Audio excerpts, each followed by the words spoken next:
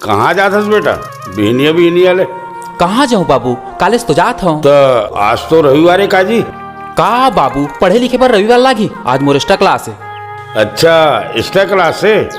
तगा आज more extra class है। बाबू मोला 200 रुपये दे, मोला 200 रुपये दे रहे थे, मोला कॉलेज जाए पर देरी होते। 200 रुपये नहीं बेटा, 500 रुपये रख, मगर पढ़ाई लिखाई में ध्यान दे। और भैया साल में तुर भर ब्याह भी करना है। का बाबू फिर शादी ब्याह, मैं कॉलेज जाता हूँ भाई, मोला कॉलेज जाए पर देरी होते।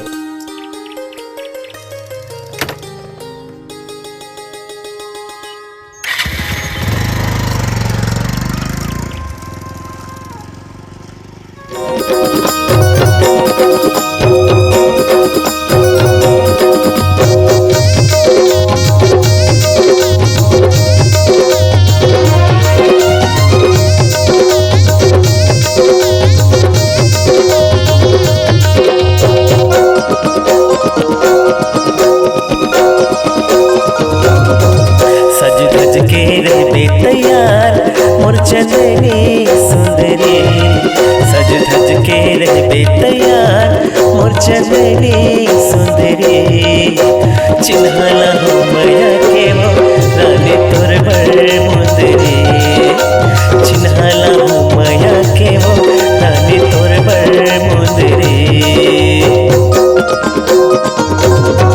सज धज के रहूं तैयार, मैं तोरे चह सुंदरी।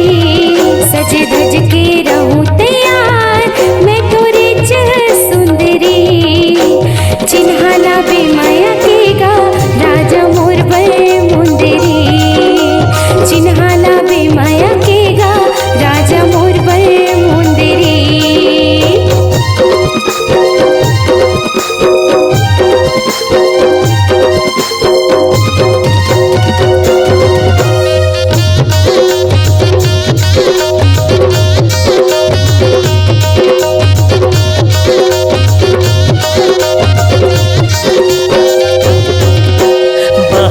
चूड़ी पाँव में पैरी, हाथ में मेहंदी लगा ले, आँखें में गजरा बेनी में गजरा मोर नाव के मांग भरा ले, आँखें में गजरा बेनी में गजरा मोर नाव के मांग भरा ले। लाहौरा ने तोरे बरवो बिसा के नव लुगरा, लाहौरा ने तोरे बरवो बिसा के नव लुगरा।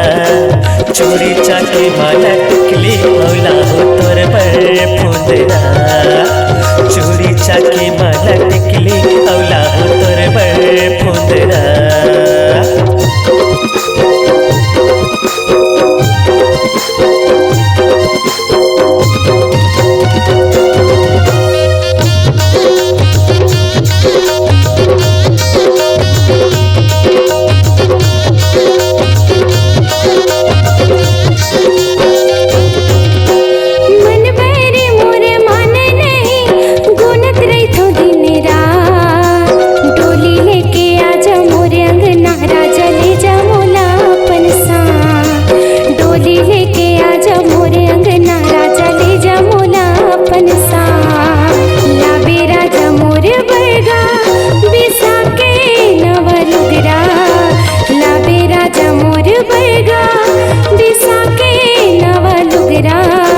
चूड़ी चाकी माला टिकली औला बे मोर बड़ फुंदरा, चूड़ी चाकी माला टिकली औला बे मोर बड़ फुंदरा। सज धज के रहबे तैयार, मोर चंदनी सुंदरी। सज धज के रहूं तैयार,